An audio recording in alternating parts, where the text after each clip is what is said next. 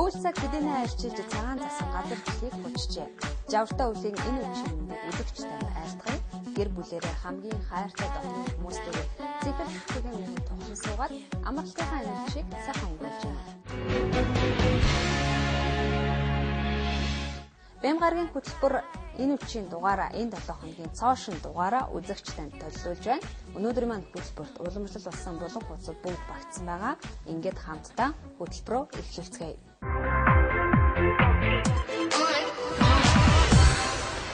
Энэ 7 хоногт бид хамгийн болонгоо Гиннесийн амжилтуудаар үргэлжлүүлэхээр шийдсэн байгаа. Жил бүр шинжлэгдэн хэвлэгдэж байдаг Гиннесийн номд нэрээ багтааж нэрээ мөнхөлхийн тулд бүхий л амьдралаа зориулсан хүмүүс байдаг байхад энгийн инээд хүрм санамсаргүй тохиолдолд бас энэ номд маш олон удаа нэрээ багтааж чадсан хүмүүс ч байдаг.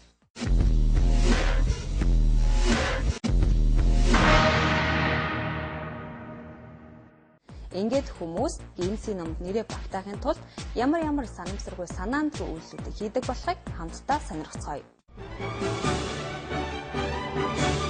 Janet Stevens бол дэлхий дээрх Mickey Mouse-ийн хамгийн том шүтэн бишрэгч төдийгүй хамгийн том цуглуулгатай нэгэн. Тэрээр энэ үзүүлэлтээр Гиннесийн номд бүртгэгдсэн бөгөөд өөрийн гэрээ Walt Disney-ийн хөөрхөн хөөрхөн дүр болох Mickey Mouse-ыг зориулж виртуал музей болгон хувиргажээ. Түүний гэрт Mickey Mouse-ийн дүрс бүхий 2500 гаруй эд зүйл байдаг байна. Чихмэл тоглоомууд, өвлийн бэйли, хувцас, хоолны халбаг гэд бүх эд зүйлс нь Mickey Mouse-ийн хэлбэртэй зурагтай. Тэрээр 1970-ад оны үед Disneyland-д очсноос хойш энэ цуглуулгаа эхлүүлсэн гэн. Анхандаа хичнээн их хулганы зурагтай эд зүйлтэй болж байгаагаа анзаараагүй бөгөөд гинтл нэг өдөр дан Mickey Mouse-ийн цуглуулга байж болох юмаа гэсэн санаа төрсөн байна. Өдгөө эмээ болсон түүний ач зээнэр гертэн зочлох тунчиг дуртай гэн. Who like Mickey Mouse too, so that's good.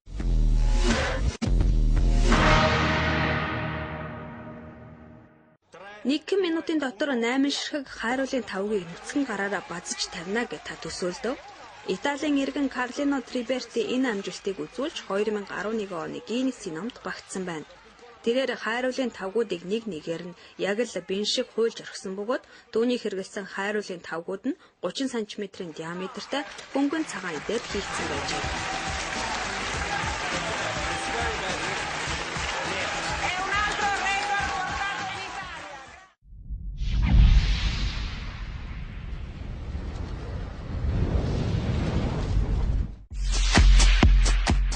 Австралийн Сидней хотын иргэд хамгийн олон матрастай хүн даалуу гэсэн амжилтаар Гиннесийн номд багтсан байна.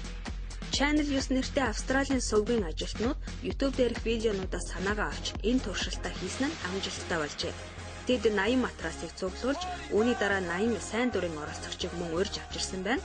2 удаа анхан шатны туршилтыг асар их инээд наргантайгаар явуулсан тэд 3 дахь оролцоогоор Гиннесийн номд нэрээ бичүүлж чаджээ.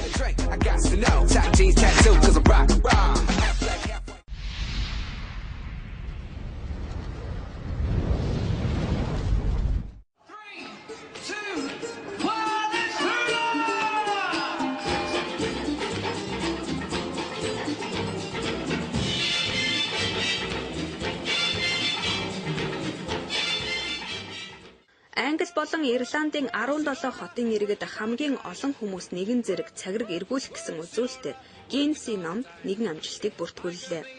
Цагираг Хупатон нэртэй арга хэмжээг спортын ач тусыг иргэдэд сурталчлах зорилгоор Sport Relief компаниас зохион байгуулжээ.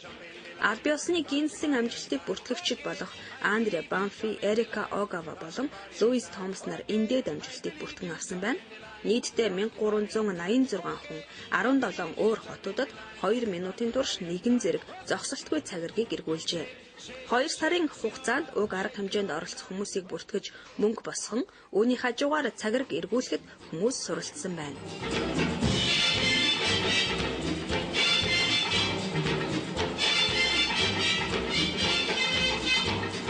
Shake, shake, shake, Sinora, shake your body.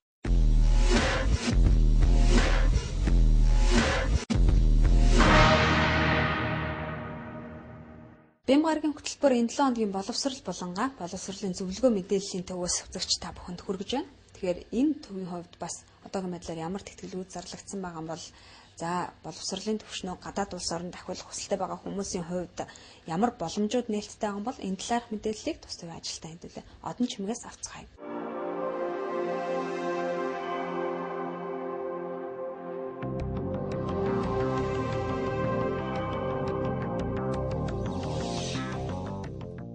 За энэ тэтгэлэгт хөтөлбөр болохоор Төв Европ их сургууль гээд Өнгөрийн Будапешт гээд хотод байрладаг. Будапешт өөрөө болохоор зүүн Европын Парис гэж үнэлэгддэг ийм хот байгаа. Тэгээд энэ тэтгэлэгт хөтөлбөрт болохоор хэд хэдэн давуу тал байгаа. Нэгдүгээрт болохоор дөрөвдүгээр курс сурж байгаа оюутнууд өгч болно. Тэгээд өшөө бакалавр зэрэг аль хэдийн хамгаалж гисэн хүмүүс материал өгч болно. Хоёрдугаарт энэ хөтөлбөрийг сонирхож байгаа хүмүүс одоо ямар нэгэн бүртгэлийн хураамж бол байхгүй. Энэ сургуульд бол тэнцсэн хүмүүст одоо ямар нэгэн зоочлон хөлс бол манай төлөх шаардлагагүй. Тэгээд энэ сургууль болохоор Жорж Сорсын үүсгэн байгуулсан сургууль. Хичээл нь англи хэл дээр явагддаг. Диплом сургууль өөрөө Америкт болон Өнгөрт магадлалыг тэмдэглэгдсэн.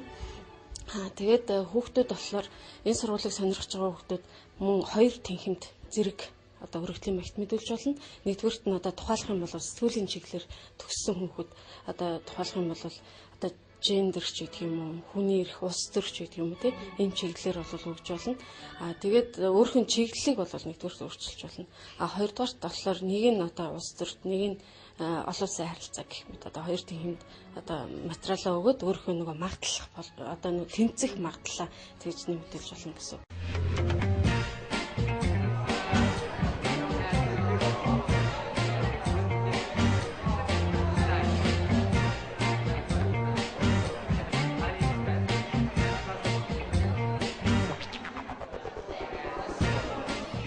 Тэгээд энэ сургуульд одоо өргөдөл мэдүүлэх хамгийн эцсийн хугацаа нь 2012 оны 1 сарын 25 байгаа. Өргөдлийн маягтыг болон бүх бичиг баримтууд бүгдээрээ онлайн байгаа. Сургуулийн вебсайтаар нь ороод онлайн өргөдлийн маягтыг нь бөглөөд бичиг баримтуудаа бүгдээрээ сканердэж attachлж явуулна гэсэн үг.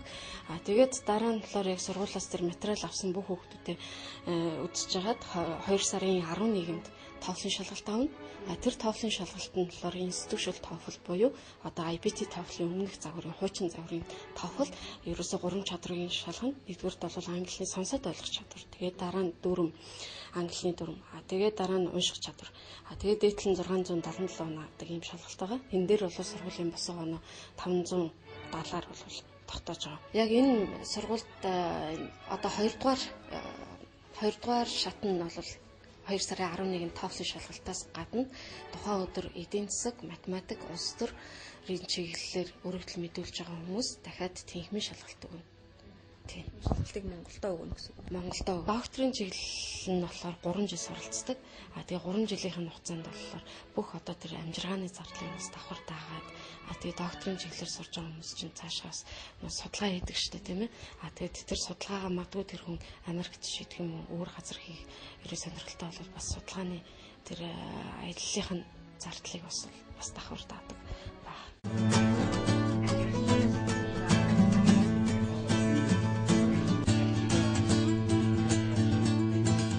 Баасан гариг бүрийн 5 цагаас Төв Европ их сургуулийн талаар зөвлөгөө мэдээлэл өгж байгаа.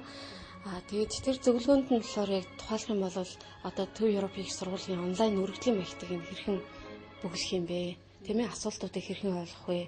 Бичиг баримтаа яаж attachлж явуулах вэ? Эссе бол одоо хэрхэн бичих вэ? Гэдэг асуудлаар бол зөвлөгөө мэдээлэл өгч байгаа. Тэгээд та бүхэн өргөнөөр хүрэлцэн ирээрэй. Одоо яг өөрхөн академик төлөвлөгөө болон одоо цаашдын карьерийн төлөвлөгөөгөө ер нь нэг бүтөвчлээд гаргацсан байвал бас зүгээр одоо сургуульд одоо яг өргөдөл мэдүүлж байгаа тухайн оюутан маань аль болох нэлээд сериосны тийм нухацтай оюутан гэдгээ яг сургуулийн одоо эсэлтийн комиссийн хүмүүст бол харуулах нь чухлаар бол тавигддаг.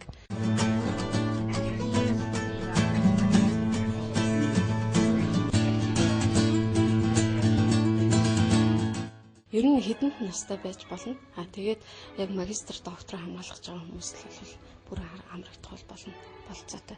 Тэгээд энэ сургуулийн хувьд өшөө нэмж хэлэх юм бол ерөнхийдөө нэг 150 гаруй орны 1000 гаруй оюутнууд бол суралцдаг. Яг тэр зүүн Европт бол нэлээд том олон улсын сургууль гэж ойлгож болно. Тэгээд энэ сургууль дээр бас оюутнууд нь 1 жилийн анги, 2 жилийн анги гэдэг янз янзын ангиуд бол байгаа. 2 жилийн ангийн хүүхдүүд нь дадлага хийх боломжтой. Дадлагаа болохоор одоо олон улсын том төрийн бас байгууллагууд болох Open House тийм ээ, Sourcing Sun, тэгээд Noob, Нью-Йоркд байралтай тэр Noob-д, тэгээд бусад одоо Habitat гэх мэтчлэн Дэлхийн банк тийм ээ, олон газруудад бол ажиллах боломжтой. Тэгээд энэ сургуульд ерөнхийдөө сурснараа тухайн хүнд бас ямар агцтай байх вэ гэхээр нэгдүгээрт бол академик төвшин тэр хүн нэлийн одоо сайхан мэдлэгтэй болоод авна. Нэгдүгээрт хоёрдугаарт болохоор энэ сургуулийг төгссөн нийтдээ 8000 гаруй төгсөгчид дэлхийд даяар байгаа. Энэ төгсөгчдийн маш том сүлжээнд бол орж байгаа. Тэгээд тэр сүлжээнд орно гэдэг чинь болохоор тэр сургуулийн дэргэдэх карьерийн центр гэдэг байдаг байхгүй. Тэр карьерийн центр дээр нь сургуулийн нөгөө төгсөгчд одоо манай ажлын байр дээр ийм ингээд ажлууд гарсан. Ингээд төгсөгчдөөс ингээд авах хүсэлтэй байна ч гэдэг юм тий. Ийм бол. Тэгээд дээрс нь төгссөн хүн бол мэдээж ингээд 100 гаруй орны оюутнууд гэдэг чинь тэднэртэй найз нөхөд болох тийм ээ. Ажил хэргийн шугамар одоо боловсролынхон шугамар ч гэдэг юм. Тийм тэгээд өшөө бас ингээд бодлого боловсруулалтын чиглэлээр тийм юм тий.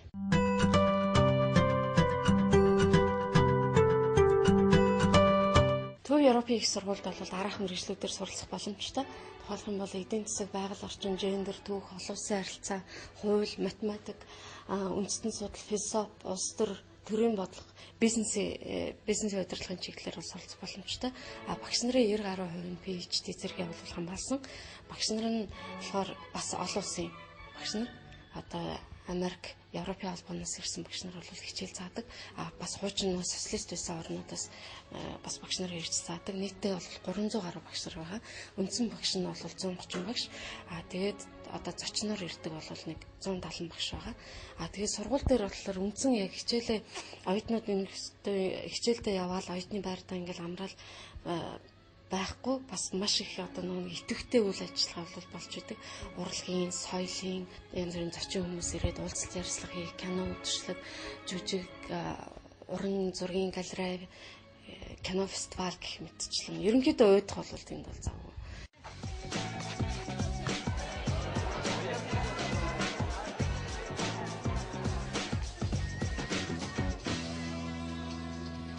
Тэгээ оюутны байрныхны танилцуулаад ярихад бол яг тэнцэн оюутнуудын хувьд бол төсөө чемодантай хувцас бэлдээл аваад явахд болно. Яагаад гэвэл оюутны байр нь бол зочид буудлын загварын байр байгаа.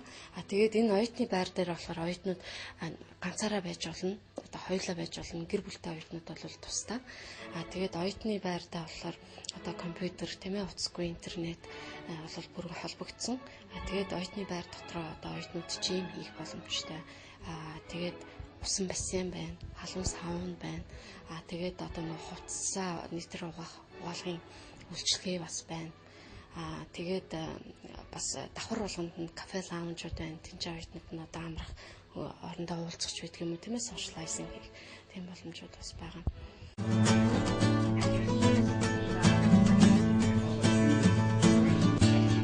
Нэг профессорт ногдох оюутны тоо нь болохоор 7 байдаг. Энэ нь юу гэсэн үг вэ гэхээр яг семинарын үед оюутан болгоны одоо оролцоо бол бүрэн хангагдсан. Тэнд бол чи яг ингээд үгээ хэлэх, үзэл бодлоо илэрхийлэх, багшаас асуулт асуух, тэгээ хамтарч нөгөө багштайгаа судалгаа хийх, тийм ээ. Тэр бүх боломжууд нь бол сайхан хангагдсан л юм орчин гэсэн үг. Зарим тийм үү, тухайлх юм бол эдийн засаг, хууль, тийм ээ, математикийн чиглэлийн ангууд нь болохоор яг энэ чиглэлээрээ бакалавр зэрэг хамгаалсан байх хэрэгтэй. Бусад чиглэлүүд нь бол ерөнхийдөө өнгөрсөн нөгөө бакалавр нь одоо өөрөөлж болно. Тухайлх юм бол улс төрийн чиглэлээр бакалавр хамгаалсан хүүхэд одоо байгаль орчны чиглэлээр магистр хамгаалах хүсэлтэй байж болно.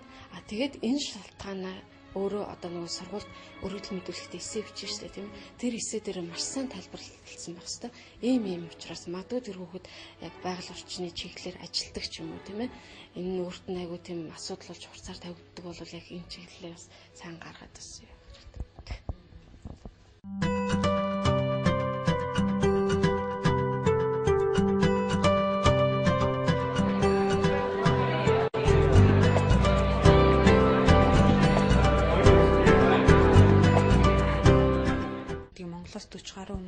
буцаад ирсэн гэж юм л та. Ихэнхдээ яг ажиллаж байгаад явж исэн хүмүүс байгаа байх гэж бодож байна. Эргээд бас танайхантай эргэх холбоо хэрэгдгийг эргэж ирээд тэд нарт бас ямар ашиг ахиц гарсан гэж ер нь та нартай бас эргэж холбогдоод ярьж исэн.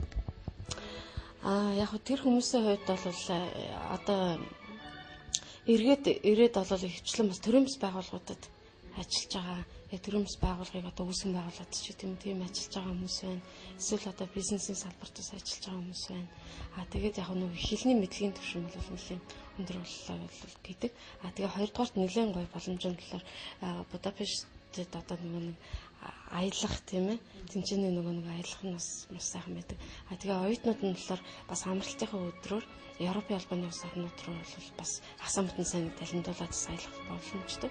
Энэ нь болохоор заавал виз авах шаардлагагүй болохоор Франц, Итали, Чехийн, Праг, тийм ээ Австрийн Венц шиг тийм иймэрхүү улс орнууд бас явдаг. Энэ бас оюутнуудад бас дурсгалтай сайхан мөч нь байдаг. Хагас болон бүтэн тэтгэлэг гэд байгаа. Тэгээд одоо бүтэн тэтгэлэг гэхлээр одоо онцныхын зардалтайгаа оюутны байрныхын төлбөр тийм ээ сургалтын төлбөр тэгээ дээрээс нь стипендтэй ингэж орсон байгаа. Тэгээ хагас тэтгэлгийн болохоор зөвхөн одоо яг сургалтын төлбөрийн дагаад бусад зардлага өөрөө дахаарч гэдэг юм тийм байгаа. Өшөө бас энэ сургууль дээр одоо үндсэн сургуулийн тэтгэлгээс гадна дахиад Европын холбооноос бол бас тэтгэлэг олгодог. Европын холбооноос олгож байгаа тэтгэлэгт нь хамрагдахын тулд тухайн хүүхэд болохоор нэгдүгээр гендер байгаль орчин төрийн бодлогын чиглэлээр суралц хүсэл сонирхолтой байх ёстой. Тэгээд тодорхой мэрэгжлүүд дээр бас тэтгэлэг заадаг. Тийм. Тэгээ наан өөрөө TOEFL бол IBT TOEFL-ыг бол өгсөн байх ёстой хуваараа. Одоо Европын холбооны тэтгэлэгт хамрагдах юм бол 2 жил суралцдаг. Эхний нэг жилдээ төв Европын их сургуультай сураад хоёр дахьт нь Европын холбооны айл нэг улс оронд одоо тухайлх юм бол хүүхдүүд бол их хвчлэн Английн Манчестер их сургуулийг бол сонгодог. Тэгээд 2 жилийн дараа 2 дипломтой болоод төгсдөг байхгүй.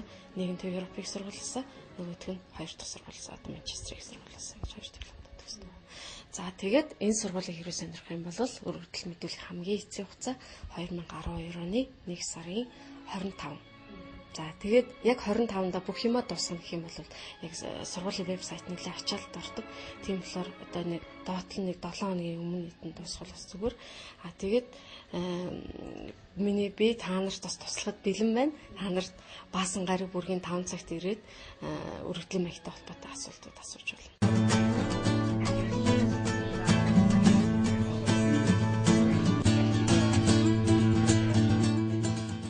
Хорвоогийн хов жив сонин хажин за оддын тухай мэдээллүүд, шар мэдээ, скандал гэд энэ бүгд Entertainment News болцсон байдаг. Ингээд анхаарлаа хандуулаарай. Entertainment News яг одоо эхэлж байна.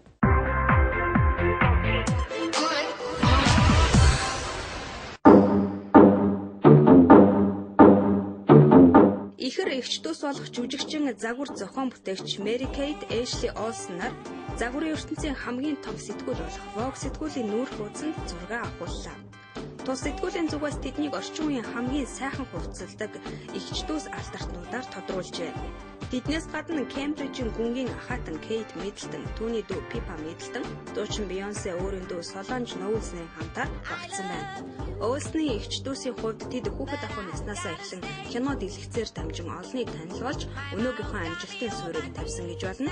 Сүүлд тэд өөрсдийн нэрээр гаргасан хувцсны брэнд нь өдгөө маш амжилттай борлуулалтаагаар үйл ажиллагаагаа явуулж байна.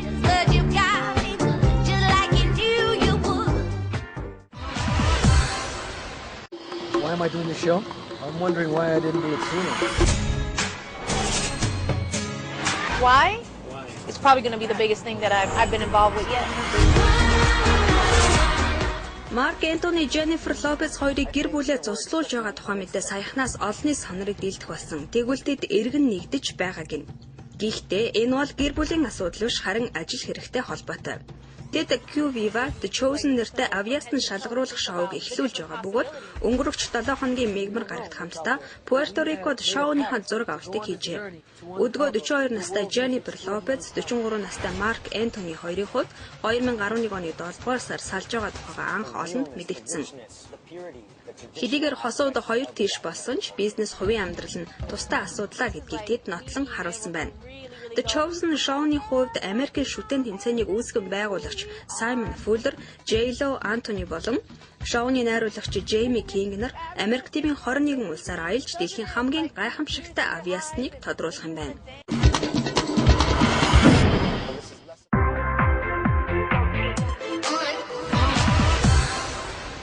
Гар утас өнөөдөр бидний өдөр тутмын ажил хэрэг хийгээд хувийн амьдралын маань салшгүй нэг хэсэг болсон гэж хэлэхэд буруудахгүй байх. Ердөө 20 жилийн өмнө гэхэд гар утас өргөн хэрэглэн тархаагүй байсан тэр үед хүмүүс яаж цаг хугацаатай уралдаж ажил хэрэгээ амжуулдаг байсан болоо гэж бодохоор санаанд ч багтамгүй.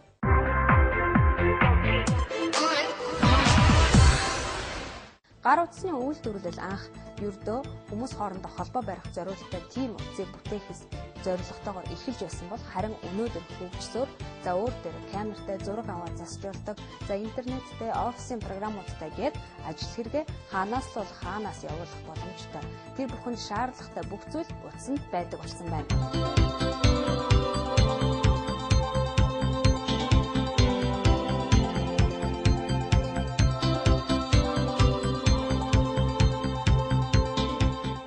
Саяхныг гэхэд touch screen буюу мэдрэгчтэй дэлгэц бүхий утаснууд зах зээлд нэвтэрсэн. Тэгвэл эдгээр утаснуудын онцлог хийгээд хэрэглэгчид эдгээр утаснуудаас ямар фирмийн хийг нь илүү хэрэгжилж таашааж байгаа борлуулалт ихтэй байгаа вэ зэрэг мэдээллийг одоо хүргэе.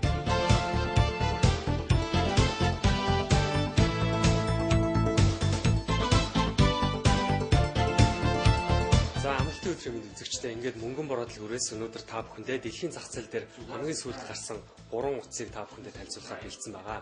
За ингээд хамгийн ихэнд та бүхэндээ энэхүү Apple компаниас гаргасан iPhone 4 утасны хамгийн сүүлийн загвар 4S гэсэн энэхүү шинэ загварыг сая 10 сарын 17-нд худалдаанд гаргасан байгаа Apple компаниас. Тэгээд энэхүү утасны талаар танилцуулъя. За сүүлд гарсан 4S гэдэг энэхүү утас бол өмнөх 4G гэдэг загвартай бол яг ижилхэн гаднах байдлаас харагдах байдлаас бол яг ижилхэн металл ингээ хүрээтэй.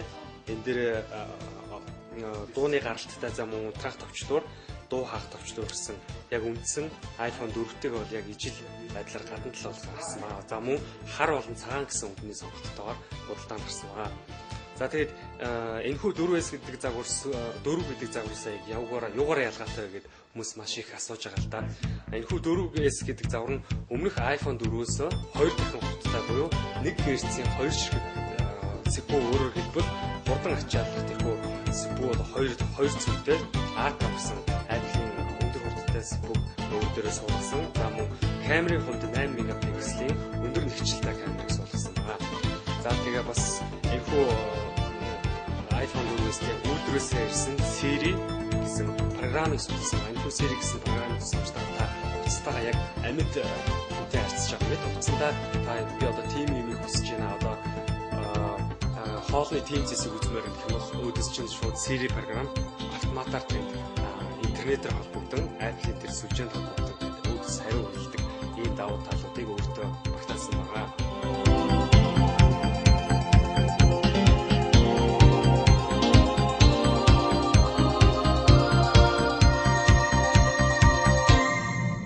За тэгээд мөн энэхүү Apple-ийн 4S утас нь хамгийн сүүлд Apple-аас гаргасан 5T гэсэн үйлдвэрлэлийн системийг суулгасан байгаа. Энэ үйлдвэрлэлийн систем ямар илүү бас давуу талтай вэ гэх юм бол Apple-ийн одоо интернетээр дамжууланг iCloud буюу Apple-ийн үүлэнд санах одоо өөрөөр хэлэх юм бол утсан дээр хадгалсан аппликейшн, утасны дугаар гэсэн тухайн хүний утсан дээр ашиглаж исэн бүхэл зүйл интернетийн Apple-ийн тэр iCloud гэдэг үйлдвэрлэлийн системд хадгалагдсанаар та хэрэг утаснаа ямар нэгэн тохиолдолд гинтээж одоо програмыг дахин солих шаардлагатай бол та өмнө тэр суулгацсан байсан бүх зүйлээ шинээр iPhone 4 restore хийхэд бүх өмнөөс хэрэгжижсэн тэрхүү аппликейшн, утасны дугаар, мессежүүд бүгд буцаж гарч ирэх тийм давуу талтай үйлдвэрлэлийн систем энэхүү iPhone 4S гэсэн утсан дээр гарсан байгаа. Жингийн хувьд 178 грамжтэй.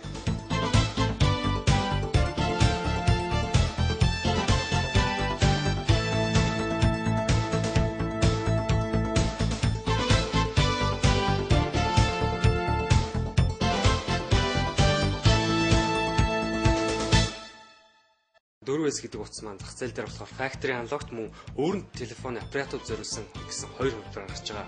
За тэгээд factory unlocked гэдэг хувилбарыг худалдагч одоо үйлчлүүлэгч худалдан авснаар бүх улс орн, дэлхийн бүх улс оронд GSM барьдаг бүх улс оронд шууд очиод ямар нэгэн түгжээгүйгээр шууд ашиглах боломжтой.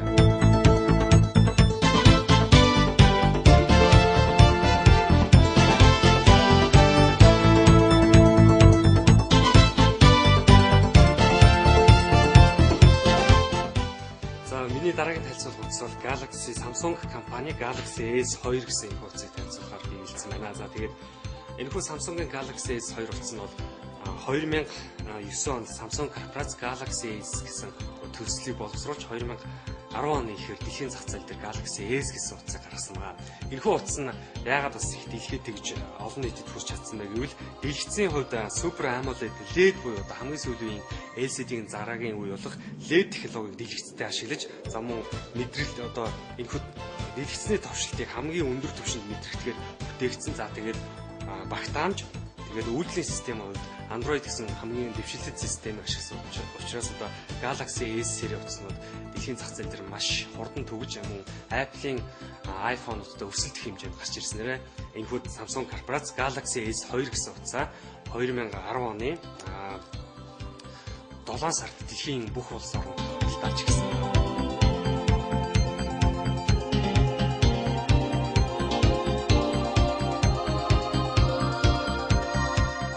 Galaxy S2 утасны гаднах байдлын хувьд бол ардаа ийм иржгэр барихад маш их эвтэйхэн санагдахаар ийм иржгэр материалаар хийгдсэн. За мөн энд хойно стерео спикерийг суулгасан. За тэгээд хажуу талдаа дууны товчлох, чангалах дууг суулгасан. Ингээд хажуу талдаа унтраалга маш цөөхөн товчлогоор бас энэ Galaxy S2 өөртөө багтаасан байгаа. За тэгээд энэхүү утасны техникийн үзүүлэлтийн хувьд гэх юм бол 16 болон 32 GB гэсэн зах зээл дээр бол сонголттой худалдаанд гарсан байгаа. За дэлгэцийн хувьд 800 харьцан 600 пикселийн нягчил бүхий 4.3 инчийн Super AMOLED Plus гэсэн дэлгэцтэй байгаа. Энэхүү дэлгэцийн тухайд гэх юм бол энэхүү дэлгэц LED дээр нэмэх нь бас Gorilla Glass гээд хагардгүй зурагддаггүй тийм дэлгэцийг энэхүү Samsung Galaxy S2 өөртөө шингээсэн байгаа.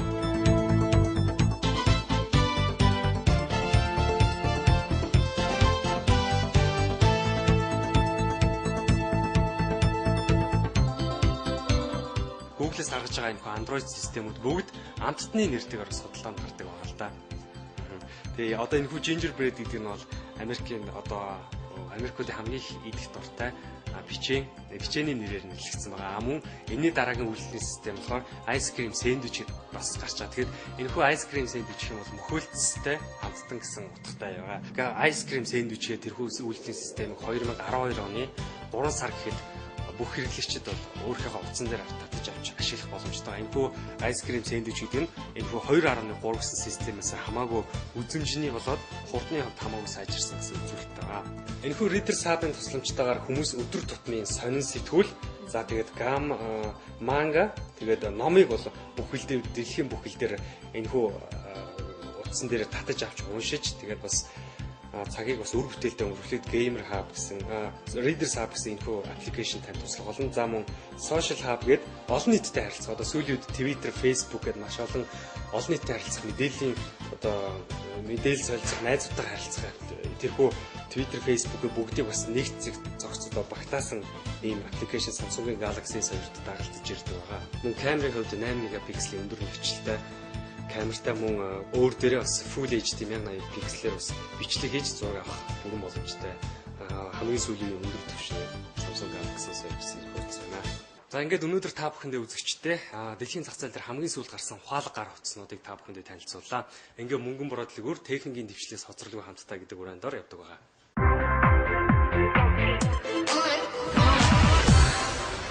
Хөтөлбөрийн турш бидэнтэй хамт байсан үзэгч танд баярлалаа. Хөтөлбөртэй холбоотой санал хүсэлтээ бидний нэвтрүүлгээр дамжуулаад юу гүйцэхийг хүсэж байгаагаа доор хуудасаар хандаж бидэнд ирүүлээрэй. Таны хүсэл, таны санал бидэнд үргэлж хамгийн үнэтэй, хамгийн эрхэм байх болно. Ингээд эх 7 хоногт шинэ хөтөлбөрөөр эргээд уулзцгаая. Баяр таа.